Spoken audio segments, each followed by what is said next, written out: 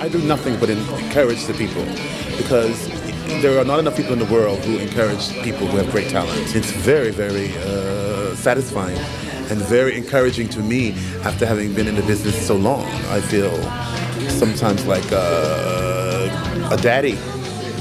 You know, I feel like I'm the godfather to John, the godfather to Naomi, Shalom, Amber, Kate.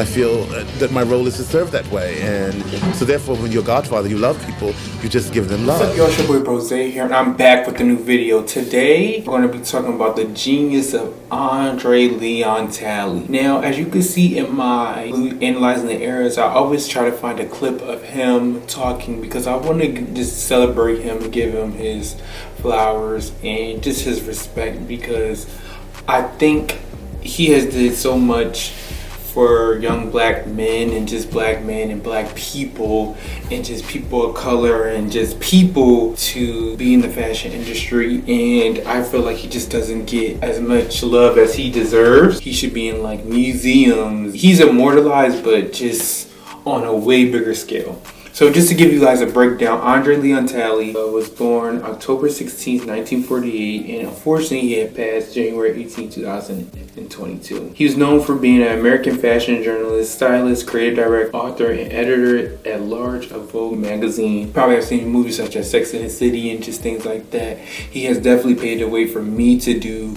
fashion commentary, but he actually has the credentials. I just do it for fun. You know, you see people on Twitter and stuff like that doing it. And just to give you more background on him, grew up in the Jim Crow era where segregation was defined more so. His early love of fashion was nurtured by his grandmother.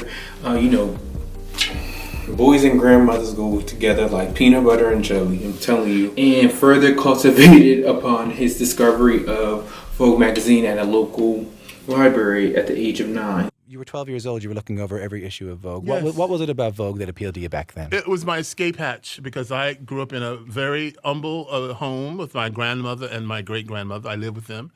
From a very young age, I was the only child in the household besides two women of great power and style, and we were very humble. We were no means poor. We were not on welfare. My grandmother was a maid.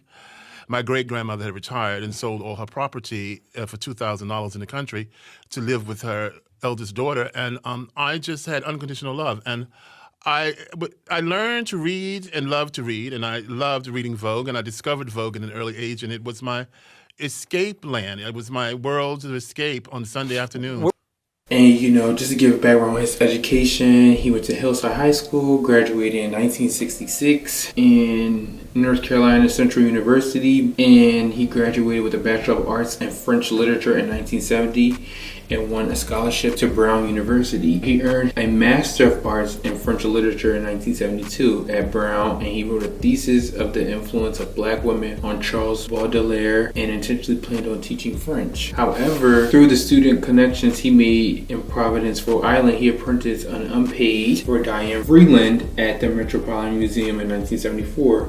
Thoroughly impressed by his skills, the Vogue editor arranged Talley to work at Andy Warhol's factory for $50 a week. And from 1975 through 1980, he also worked at the New York Times, Ebony, and other publications before landing a job at Vogue, where he worked at as the fashion news director from 1983 to 1987, and later as the magazine's first African-American creative director from 1980 to 1995. Like, y'all have to give that man his credit. Like, he really put in the work, like, paved the way for black creatives to really be in certain spaces. Now, I do think we are getting in a different time where we are able to create our own spaces, but during that time, he was making history. So his iconic influence in the industry, he was first black creative director, as previously stated. He was a big advocate and champion for diversity and supporting emerging designers, including many black designers. He was also first to help write about designers of color, specifically Laquan Smith, who is another young black designer doing his thing currently right now. So he always championed us to really be a part of the conversation and get out there, Unfortunately, still is not a lot of brands out here that are black designers that are just leading the charge. But, you know, we have people like Pharrell Williams that are creative directors, and again, Laquan Smith, you know, Virgil before he passed away, Telfar Clemens, who's just running Telfar right now, Haran Preston, like, just so many people that he just kind of like opened up the doors for. And then he was a confidant to designers such as Saint Laurent and Karl Lagerfeld. Like, people will go to him to get inspiration, talk about what's coming up next. You know, he fought for a lot of things, and even though he had a tumultuous relationship with Anna Wintour, he kind of broke that barrier and being one of the first to really sit next to her and, you know, be like, we're on the same level as her in a sense. Is fashion, and he's the most enthusiastic person in this business. He brings energy, he's at fittings, he consults, he is backstage with us, boosting the morale and making us feel really great. I think he's one of the greatest talents that we have working in fashion today. The only superlatives can describe Andre. He's a genius. The institution, the most unique character in the fashion business. You live a life, you don't work, you live a life with Andre, because nothing separates it from work or play for him. Andre's given us so much. Andre is the inspiration for all fashion people in the world. Andre, larger than life, over the top, fabulous, quintessential fashion man, and gorgeous, a beautiful person, big heart.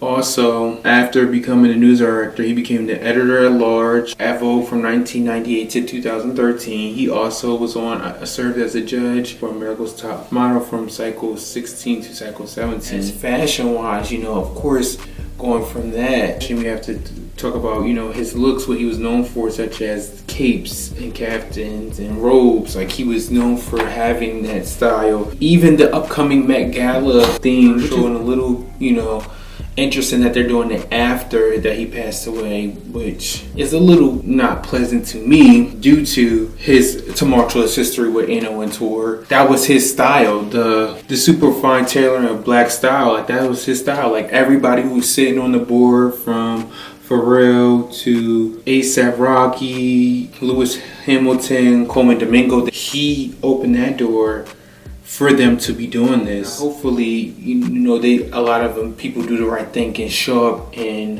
André Leon Talley inspired pieces, because the man deserves his credit and his just dues. And it's funny because I never thought of fashion in terms of as segregated, because when I became and wanted to be passionate about fashion. Also, some notable things was he was a mentor to journalists on the fast fashion beat. Like, that's kind of a huge thing, because for someone that has so much history in journalism and commentary, he was able to give that and pass that along to other people. You know, he left a cultural impact, you know, beyond influential, shaping the cultural conversation around fashion. He appeared in documentaries like the September issue, which offered a behind-the-scenes look at Vogue by giving his wit, his wisdom, and unapologetic personality to them. Was great for a lot of people and kind of transcended the world.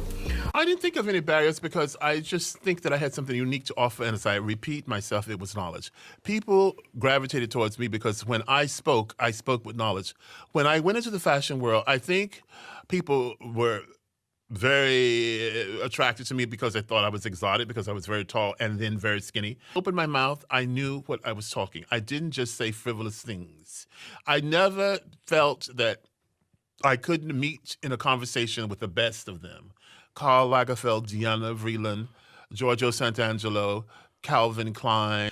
I'm me. I've read a lot, and thank God I love to read, and I've maintained that kind of knowledge, and I've retained knowledge through memory. I also admire his ways of, again, like I said, supporting designer, emerging talent like Marc Jacobs and Tom Ford, and advocated for them, and just documenting the intersection of fashion and social issues, such as particularly to race, class, and identity. You know, he was a black gay man in a predominantly white elitist industry, so his experience and insight created a lens of him, and you can see that with his memoir that he made in 2020 before he passed away. And also just looked at the challenges he constantly faced in the world, and his complex relationship with just other people in the industry as well. I've had a great life. I've met extraordinary people. And I just wanted to let people know that you can survive all formidable odds. Being the first Black man in the international world of fashion, Paris front row, January 1978, Yves Saint Laurent, skinny, well-dressed, well-groomed, and smart. Into Vogue 1983, and then made creative director by Anna Wintour in 1988. And therefore, it's been a climb, it's been rough, it's been smooth, it's been a tsunami, it's been waves, and I have survived. André Leon Talley's contribution to fashion goes beyond just clothes and magazines. His personality, influence, and willingness to challenge norms made him a beloved figure, and just his commentary and his overall wit. He became a cultural symbol, showing that fashion could be both beyond a career, but also a form of self-expression, making him an enduring icon in the fashion world and by artists. So many artists respected him and his legacy. For my trousers, I go to Ralph Lauren. For the shirts, this is my version of a tennis watch. It's the Piaget from the 60s. But I would wear this to the tennis court. I would wear it all day long. It's all a part of the whole life of being who I am. I have to get up and approach life with my own aesthetics about style. He's remembered not only for his contribution to fashion, but his word. I just know all the things he had been through was to help people like me and others talk about fashion so freely like I can, but also others to get in the field. And we just have to give him credit. So I just wanted to make a short video dedicated to him, his style, the genes of him. To rest in peace to Andre. You are so respected, loved. And we continue to praise you. Shout out to André Leon Talley. And thank you guys for watching, and I'll see y'all in my next video. Peace. Be yourself. Fashion is individualistic and it's a personal point of view.